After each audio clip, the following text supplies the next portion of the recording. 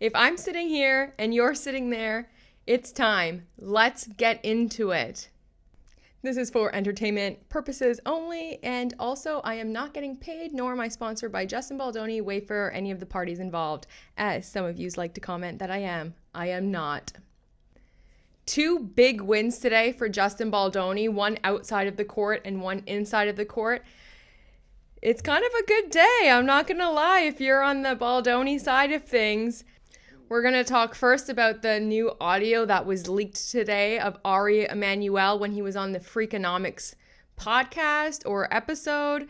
They had just come out, I think, as of yesterday and said that episode wasn't going to be dropped, that there was audio problems, so the audio wasn't recorded, and then the video didn't work, so they don't have video or audio, and there was all these tech glitches the first time ever. Okay, a little sus, but we don't know. Maybe that is true, but actually someone in the audience did record it on their iPhone. Today it was dropped. The person who did leak it, I guess, doesn't want to be named in any of this, but they did provide us with the audio. What Ari says in here is a little bit of all the stuff that we all kind of knew or that was reported. So he goes on about, he calls Justin Baldoni baloney, and he goes on to say that he was the one that personally fired him, and he says about so many times how Justin needs to stop. And yeah, I mean, we already kind of knew that, but now this is like concrete evidence, and I'm no lawyer, but if Justin Baldoni's team, who I'm sure has already heard the audio, it really works in his favor to now be able to go and possibly file a motion to subpoena the records of Ryan Reynolds, Blake Lively, and Ari Emmanuel, as well as anyone in WME, because one of Justin's claims is that he was dropped by his agency because of the stuff going on with Snake Lively and how she dropped that huge claim inside the New York Times. WME has come out and said that that's not the reason why they dropped Justin. But now we have Ari Emmanuel on record saying, yeah, I fired him. I'm the one. So what we're going to do first is just talk about that. I tuned up the audio a little bit to try to try to get the audio as clear as I could, but it is recorded on an iPhone. I did insert some captions so you'll be able to see what is being said, and it's quite damning, honestly, for Ari Emmanuel and Blake Lively's team and WME, because this is possibly going to be able to get them a subpoena to be able to get their phone records. If I was on Justin's team, that's what I would be kind of pushing for. But again, I'm no lawyer, but it does go to prove that like everything that he does say and the reason why he did fire him is because of Snake Lively and Ryan Reynolds. Let's get into it. Oh, you called this one. Yeah, it's a real point. Those are the two things I said to myself. Okay, so I have to admit, I don't keep up that much on but even I, in the late 5 Ryan Reynolds, whether we would check it, I was listening at home, already slit his throat. He had like all bad situation that whatever his name is doing. So already I think that is telling the kind of character that he's trying to say of Justin. First of all, he says, I came with notes. I knew this was going to come up. So he was prepared for this question. So this isn't like a fly off the handle kind of response, what he's about to give. He came with notes in his own words. And then he goes on to try to be like, Baloney, Baldoni, whatever his name is. You know his name. He was your client. You fired him. So stop with the gimmicks already. It's so childish. But I guess if we're calling Plantation Princess, Snake Lively, Mother of Dragons Khaleesi, I mean, whatever. We can all play the same games. Let's. Fine, too. It's already happened. Does it give you a little bit of that? It's not really fair. I know Ryan and Blake were from 4 decades. They're really incredible people. And Hollywood, they have been incredibly successful people work with them. They've never had any bad go out there and treat people as they have are charitable or help them with their foundation and give them a long way. See, what is alleged in her lawsuit that happened on social media? Not because she complained to the studio that things were unhealthy on the set. She was director at the time, the producer. And they did to her what they're being alleged. It really bad people. And Blake, I don't like it. I don't want to sure now social media is a really good thing at times because it lets people, stars, connect with their fans. But these two guys did it in evil ways. That's true ways. Right. If that's true, Ari, and the fact that you already went on to tell us, like, they're really good people, they've never had any bad happen, like, they're so good, everyone loves them, they've never had any bad altercations once. Be so for real right now, because, like, are we living in the same reality? People are lining up trying to tell their stories about working with these two, and they don't even have to tell their stories anymore because there's so much out there about how good of people they are. And if you want to talk about a track record of good people, Justin Baldoni, his track record of being such a good person, so charitable. I mean, even on the film If It Ends With Us, making sure that his charity was going, not his, but the domestic violence charity was going to be a part of the proceeds, making sure that was a non-negotiable. I mean, and now we're saying what I really am really confused about this whole thing is that no one is going after the SH. To me, that would be the biggest thing. I would burn Hollywood to the ground. I wouldn't care about my reputation. I wouldn't care about what people thought of me. I wouldn't care about one smear campaign, 100 smear campaigns. If I was SH'd on set, or as Leslie Sloan has said, what's a smear campaign really? Leslie Sloan going to media reporters and saying that she was sexually assaulted, that Blake was sexually assaulted on set, and now coming back like, oh, there's not really a big difference. Yeah, there is. But if I was SH'd on set, who cares about the smear campaign? And what the smear campaign they're saying is, oh, she was treated unfairly on set, so then they did a smear campaign. They started a smear campaign a year and a half, almost 2 years later after said SH. Why? Do you know when you start piecing it all together? But let's move forward.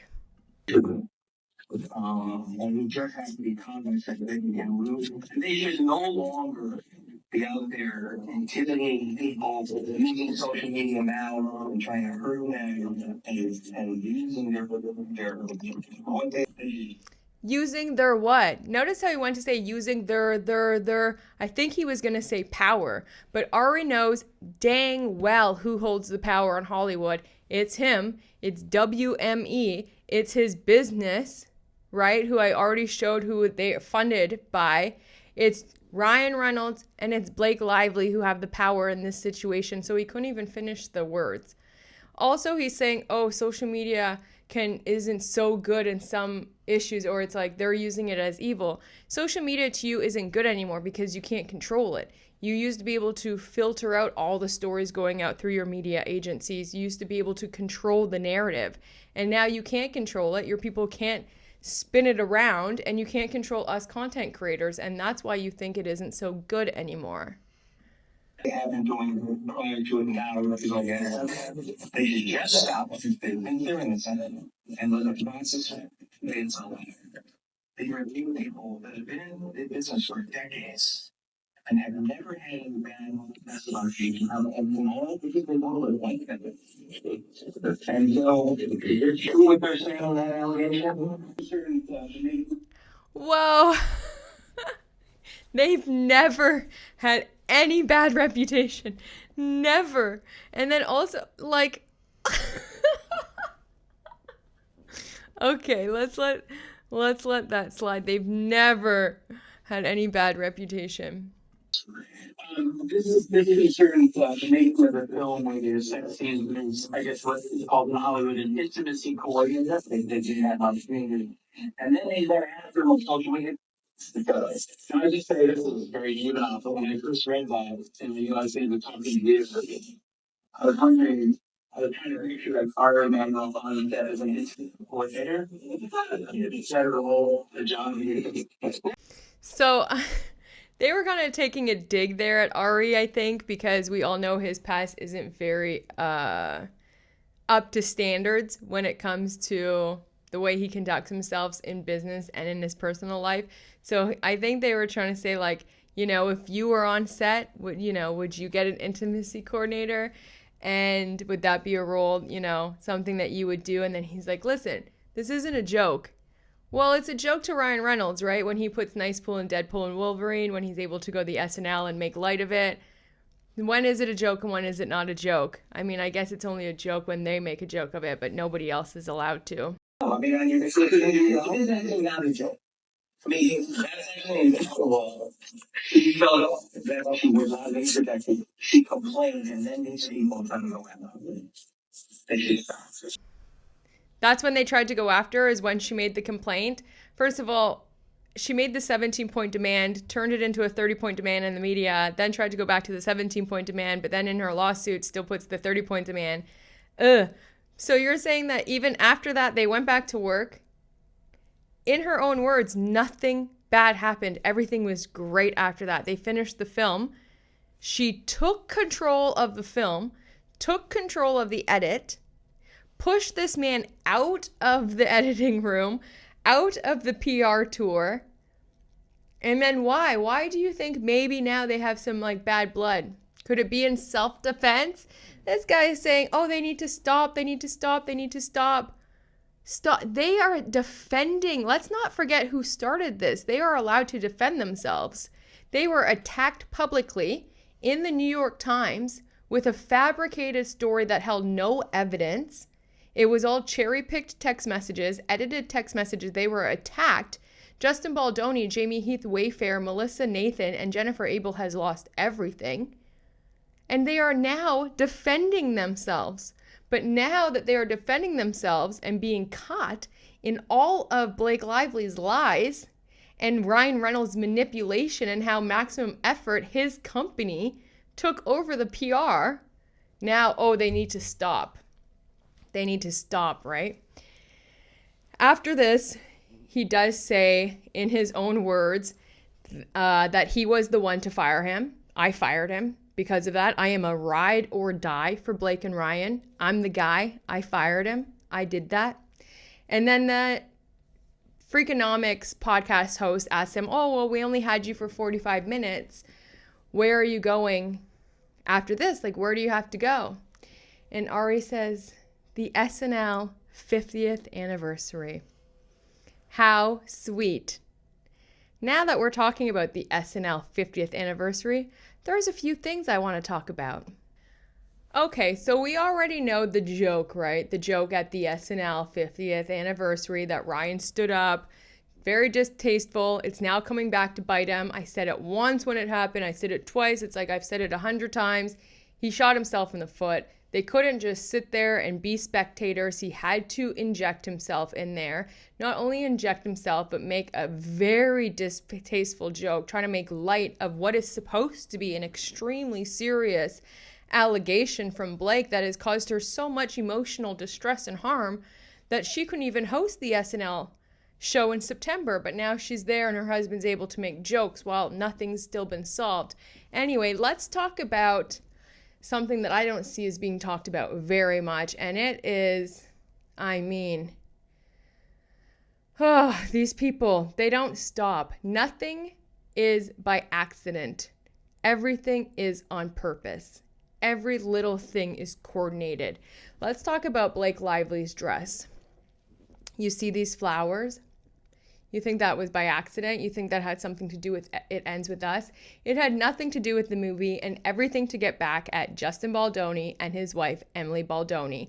Let's go back to the screening, the premiere of It Ends With Us. Let's see what Emily Baldoni is wearing. What is Justin? I believe that's his mother. What is she wearing? 2 silver dresses. What is on Emily Baldoni's feet? Do those flowers look familiar? Yeah, because now they're on Snake Lively's frickin' dress. You cannot tell me that that was not a gotcha moment. Who wore it best? I'm Blake Lively. Gotcha. Come on. Ew. Gross. I see it. I see you. Not funny. It's not cute. You, like, it's just so... It's funny how these people think that now it's like they're going to get away with all of the old tactics and all of the old things that they used to be able to web in there that no one knew, and they thought they were all so clever because they pulled one over on us. Not anymore. Those days are gone. And now let's get into a big win today for Justin Baldoni. Another one. Check. Today, they met in court to go over the subpoenas, the huge expedition of subpoenas that Fake Lively submitted to the court, her and Ryan Reynolds. They wanted to get all of the phone records, everything, every piece of communication, everything from the last 2.5 years. Why this is so wild and why everyone was kind of laughing at it, lawyers were laughing at it, content creators, I mean, just everyday people, everyone was like, why do you think that you could just get all of their phone records from 2.5 years? It's absolutely bonkers, right? Because like some of the employees that they're asking for all of their records for over 2 years only started at Wayfair in August of 2024. So what could you possibly want with their records from 2023, 2022? It is Delulu. It doesn't make any sense. What are you trying to get, right? It doesn't make sense. Well, today they met in court, and Judge Lehman, who is upholding this case, he denied the phone records on Blake Lively's part. Now, they were denied without prejudice, and he did let them know that if Blake Lively and Ryan Reynolds wanted to resubmit the request, that they can do that, but they need to really narrow it down. If you want records from, Justin Baldoni to Jamie Heath from July to September or whatever you have it, you kind of have to do it that way. You kind of have to do it the old-fashioned way. We can't just give you every single thing, every text message, email, phone call to X, Y, and Z from everyone that have nothing to do with your case. That is information that your sweetheart, you just can't get, I'm sure this really threw a wrench in Blake Lively's plan because she's not used to ever being told no. So not looking good there. Blake Lively originally asked for this request because she argued that it will help identify the larger network of individuals who perpetrated a negative media campaign against her. But according to Lively's campaign, this negative campaign did not begin until August of 2024. So the communications before then has nothing to do with the case. And yeah, it's a win, Justin Baldoni's lawyer, Brian Freeman, he came on and he made a very good statement, of course. He said, the court put a stop to Miss Lively's egregious attempt to invade our client's privacy. No matter how the Lively parties may try to spin this decision, the court saw their efforts for what they really are, a desperate fishing expedition intended to salvage their debunked claims long after they already savaged our client's reputation in the New York Times.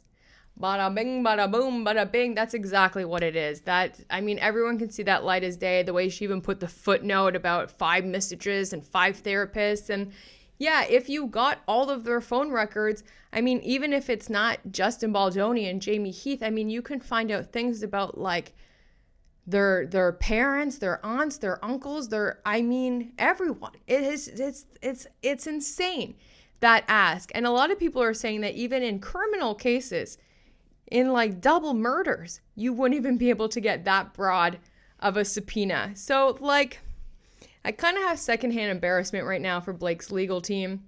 No wonder why she brought on a new lawyer. He works for the firm, so he was probably already on the case, but I don't know. That's just my thought. It's not really that big of a deal.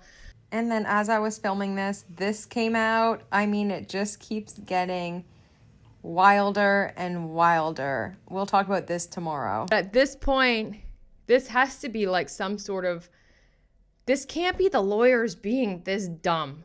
Like, I'm so sorry. Like, this has to be a client control issue. That I fully believe this has to be coming from Blake and Ryan, because like, it's embarrassing that you would even ask for that. Maybe it was just to buy them time. Maybe it was to see what they could get away with, to see like where the judge was siding.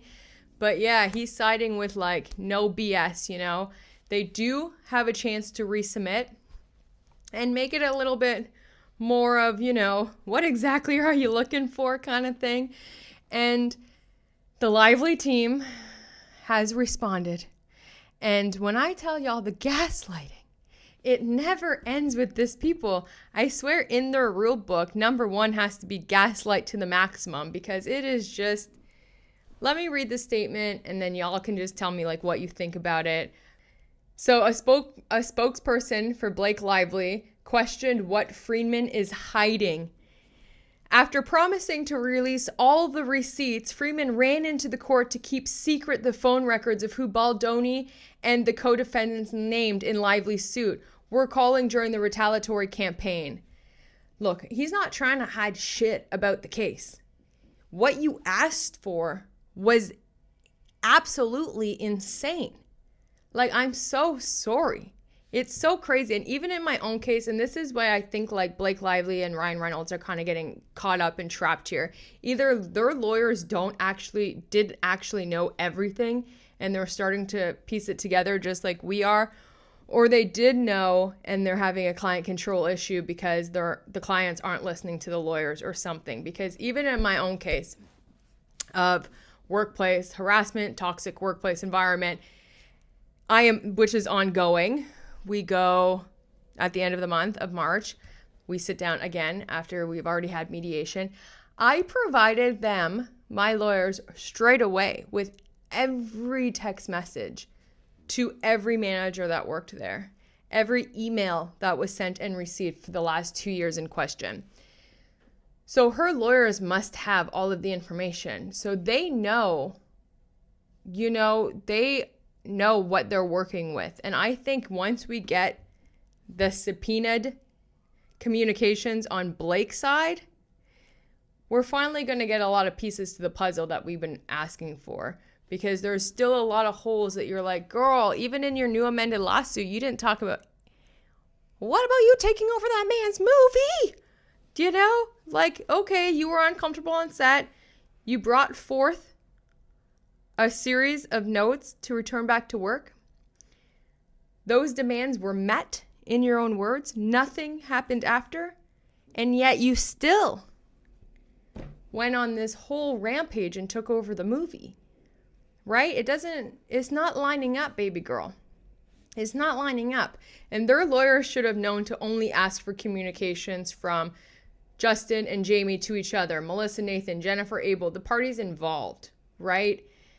So they didn't do that. They tried to go on this huge manhunt. It seems like it backfired. It didn't work in their favor. And now we'll see what's next. But thank you so much. Let me know what you guys think about all of this. It was kind of a juicy Friday for the Baldoni team.